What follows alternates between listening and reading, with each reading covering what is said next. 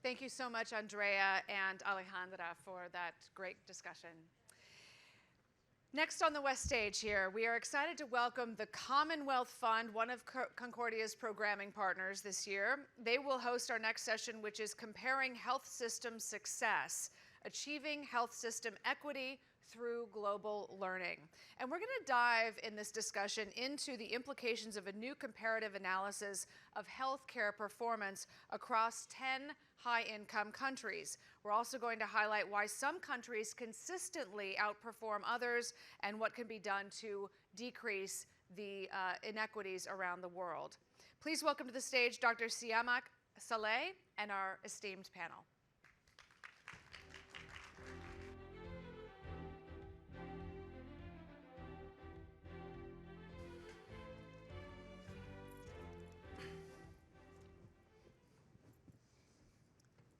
Good morning, everyone, and thank you for joining us today. My name is Siyamak Saleh. I'm a medical doctor, WHO consultant, and social media influencer. I'm joined by my esteemed panelist, Reggie Williams. He's a vice president, international health policy and practice innovations at Commonwealth Fund. Dr. Uché Blackstock, she's a founder and CEO Advancing Health Equity. She's also author, New York best-selling book, Legacy, A Black Physician Reckons with Racism in Medicine. And Dr. Dave Chokshi, 43rd Health Commissioner of New York, Steinbeck Family Professor of Leadership at City College of New York. So before we dive into our first question, I was speaking to Reggie earlier, and I was telling him that in my social media short career of few years, educating hundreds of millions of health topics, some of the regular questions that I always get were people having difficulty accessing health or affording it. And the surprising part for me, where I'm from South Africa, is that most of these people were living in the US, whether there's access to mental health or obstetric health. And the thing is that this was confirmed by the report that was published last week at the Mirror, where the US came last out of the 10 high-income countries in access to health, equity, health outcome. So my question is that US is kind of failing in providing health to Americans. And I mean, ranking last out of the 10 nations, where I think Australia, UK, and Netherlands did much better, despite spending the most. Mm-hmm. Why do you think the US keeps struggling? Oh, thank you and not thank you for that question. The US struggles as it relates to healthcare for a number of reasons. The first is just simply access. Not everyone in the United States is covered by health insurance, and so that creates one level of inequity in our system. The second is affordability. Even people that do have healthcare insurance struggle to meet their daily needs in healthcare because of the out-of-pocket costs. You go to the pharmacy and you get your prescription filled, and all of a sudden someone tells you a number that wasn't the number last month. It's much more. And so you have to make that decision between buying food or getting your prescription, paying rent or going to the hospital. And so those things are really impacting people's day-to-day lives. And the third thing I'll mention is just the complexity of our healthcare system. Of all the countries that we do analysis and work in, we're the only country that has a workforce called patient navigators, and their job is to help people understand their healthcare insurance, understand the bills they receive, and ultimately try to get the care that they need. Our system is very complex, and it just doesn't have to be so. It is. I mean, there are lots of barriers. I have other colleagues, doctors in social media, where they always complain about the struggles they have to go through to get the access or the tests that the patients need. So what can we learn from other countries that are doing much better?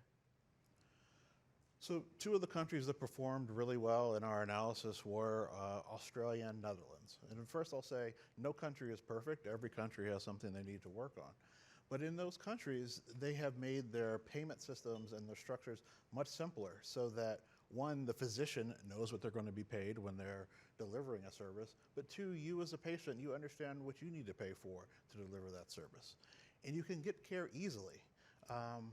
Imagine trying to access a primary care physician after hours or on the weekends here in the United States. It's very difficult. This is commonplace in other countries. And you know, they still do this thing called home visits in other countries where doctors come to the house, and yes, they're focused there on meeting your healthcare needs, but then you see other things when you're there in someone's home. There may be social needs that could be addressed, and the physician acts as a partner in helping the person live a healthy life. I mean, Dr. Uché, I'm a huge fan of your work, and I was watching some of your interviews earlier, and I was shocked by stats that Black women have higher maternal death, Black babies have higher mortality. I mean, the life expectancy is even shorter. So at the report, US and New Zealand had the lowest health equity. I don't think this was any surprising to you.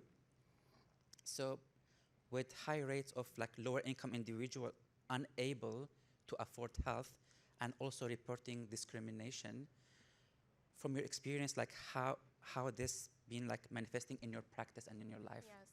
So, thank you so much for this conversation. And just to note that I know in the analysis, you're looking at low income versus high income because the racial demographics were just too small to analyze. But we do know from the data, as you mentioned, that we have very significant racial health inequities in this country. I am an emergency medicine physician by training, so a lot of the time I spent clinically in the emergency department, and I would say as a naive medical student, I love the idea of the emergency department because I would be able to take care of all comers, everyone who needed help. But it wasn't until I was actually in my training in the emergency department. I was working in a public hospital here in Brooklyn, New York, caring for mostly low income and working class people, that I began to see that the disease and illness that manifested in my patients was a result of a lot of the discrimination, racism, classism that they experienced in their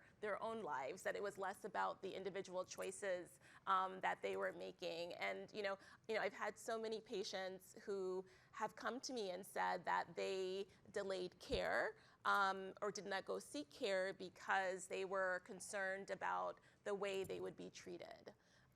Because of their racial background. And even I can remember at the beginning of the pandemic, which hit New York City, I walked into a room full of, I had about 100 patients per shift in urgent care, and I had a young Black woman. I walked into the room, and she said, I was covered in personal protective equipment, head to toe. She could barely see me, and she said, "Are you Black?" And I said, "Yes." And she let out this breath and said, "Okay, I just want to make sure you'll listen to me." And I realized in that moment, obviously I was proud to be the doctor that she needed, but that is just an example of what so many of our patients of color often face when they seek care in our system.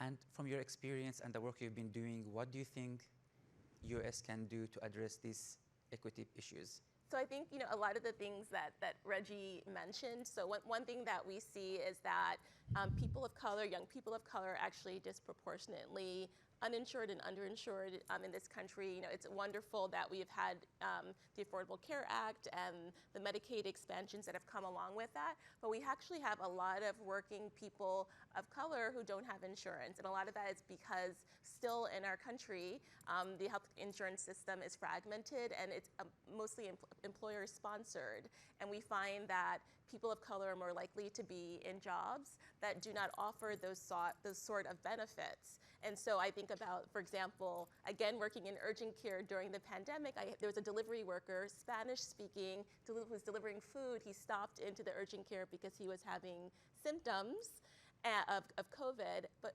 before he got checked in, said, "I want to know if I have to pay for this," because I can't pay for it. And at that time, because of the CARES Act that we had in this country, anyone who was uninsured could get COVID testing and COVID treatment. And so, of course, I was so proud to be able to tell him, no, you don't have to worry about it. Come and get the care that you need. And so we have a lot of gaps in the system as it relates to access, the complexity of the system. And so some of the points that Reggie made earlier, those are the ways, like, universal health care, focusing on the development of a primary care provider workforce, and investing in our public health system so that we get to people before they get sick. I mean, investment in public health system, the US is spending the highest, right?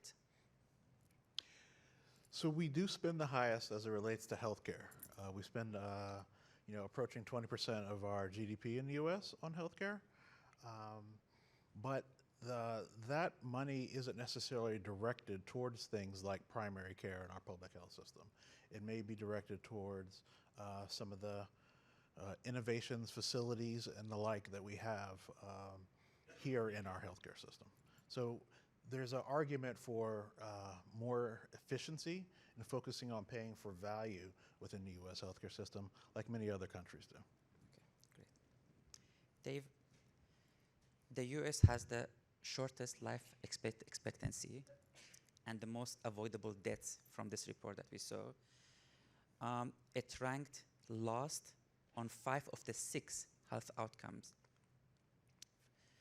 So what are root causes of this poor performance? I mean, you were health commissioner during the beginning of the pandemic, yeah. So what are your views and experience with this? Yeah, thanks for the question, Sia. And first, I just want to commend the Commonwealth Fund. This is such an important report. It's called Mirror, Mirror. Please, look it up, peruse it if you haven't already. It is sobering with respect to the findings that we've already started to discuss. And look, as someone who cares deeply about health and healthcare in our country, this is something that, that I feel that it's happening, on our watch. And so I think it's natural for people to, to hear about the statistics that you mentioned, Sia, and feel a sense of dejection about it. But I think the most important point from this report is actually the idea that alternatives are possible. Other paths are possible because we see them in other places around the world. It's not always easy. We've been talking about universal health care, which of course, I endorse as well. You look at a place like Australia, and it was a very difficult path toward covering everyone in Australia. They passed a universal health care law. It was repealed by a successive legislature. It was passed again, but then the health system was essentially undercut by doctors' strikes, that happened after that second passage. So the path to get, from here to there will not be easy, but I think we have to focus on the idea that it is possible. Here in the United States, one of the ways that I think about this is so often our political dialogue feels like it's mired in this very narrow space around what we need to do with our health system. And that's primarily around health insurance policy. Who is deserving of coverage and who is not? What should be the benefits in Medicare or Medicaid? And what we have to do is to expand that aperture from health insurance policy to healthcare policy and ultimately to health policy. And if we do that, then we can actually contend with the fact that we have a stagnating life expectancy, because of course, so much of what constitutes our health, in the United States, the average American has only one birthday in good health past the traditional retirement age, and that's 5 years or more less than our peer nations. So, if this isn't American, I don't know what is. We spend our entire lives working only to have one birthday in good health, after we retire. To take on those phenomena, we will have to invest more in primary care, yes, and public health, but also recognize that health is the sum of so much beyond our clinics and our hospitals, and for us to get more serious about those drivers of health, from housing to education to wealth inequity, and take those on as fundamental health challenges as well. Of course, yeah. Go ahead. No, go- Okay. No, I was going to say that, I am a second generation physician. My mother was a physician, and I've kind of gone through this process where I've had to unlearn and relearn, the positives and negatives of our history, and especially as it relates to health and our healthcare system. And just like Dave said, when we think about what constitutes good health, really, it's not even just necessarily access to healthcare or quality healthcare. It's what's happening in people's communities. Do they have access to quality education? Do they live in an area where they feel safe? And it's safe essentially to exercise. Do they have gainful employment with paid sick leave? So we need to really think about health more holistically, and especially when we're engaging with our policymakers, we really need to acknowledge how there have been historical policies actually in this country that have deprived certain populations and communities of the resources that they need to be healthy. And I'll just add that, we're the only country that makes our healthcare system work so hard. If you think about homelessness, if you think about access to high quality food, if you think about gun violence, if you think about the opioid epidemic, we're asking our healthcare system to fix all of these social ills, and that's not fair to the doctors, to the hospitals, and people that are working day in and day out to keep people healthy. So when we think about health and health policy, we have to think actually broader outside of the things that do need to get fixed. Exactly. Dave, Reggie mentioned the gun violence, poverty. There's also like the substance abuse epidemic was going through, is or was happening in the US. What approaches have you found like most effective in engaging communities and like meeting their needs? Yeah. Well, one of the most interesting findings from the report was the decoupling between what were called care process measures and health outcome measures. Care process measures, for example, if I'm taking care of a patient with diabetes, are we doing all of the recommended interventions? Or are they on the right medicines? Or do they check their blood glucose, et cetera? And we do reasonably well, the United States does, when someone is within the healthcare system. But this just points out that that is but a small part of what results in health outcomes. And to really get at those other pieces will require us to, what I think of as essentially have humility, for those of us who care about health.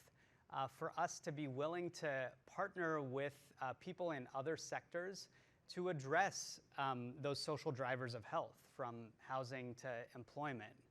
And one of the most important things that I think we can do, and again, this is a learning from other countries, not just high-income countries, but actually low-income countries as well, is community health workers, which I think is a health intervention that leads with humility, that says it's not just about doctors and nurses and pharmacists, it's actually leveraging the trust that already exists in many communities and lifting those people up and empowering them to be able to better care for our neighbors. So those are some of the things that I think about. The last thing that I'll say, I know we're running out of time, is just the idea that these may feel like they're almost paralyzing with how big they are. But look, you're here in New York City. My memories of the pandemic, along with all of the tragedy and the suffering and the grief, was the fact that we did big things. We organized the largest vaccination campaign in this city's history. We built a field hospital in a tennis stadium, in Queens. So we can't forget that sense of will, that sense of volition in the collective amnesia, that we're all suffering from when it comes to the COVID-19 pandemic. We can channel that going forward. Thank you very much. Actually, applaud all the work that you guys been doing. I mean, you've been almost 2 decades in the policy, trying, improving the policies, health policies in this country, and the fight you do in the health equity. I'm a huge fan. I follow you and a few other creators, and we watched what New York was doing during the pandemic. I mean, being on the front line. I'm not sure if I can say, like, very proud of what you guys did. It was amazing compared to other states that we're doing. We run out of time. Thank you, everyone, for joining us today, and thank you, guys. Lastly, I need to do a shout out. Dr. Blackstock will be doing a signing of her best-selling book in the members' lounge. She has 3 copies, so please make sure to head on there. Okay. Thank you, guys. Thank you. Thank you. Thank you.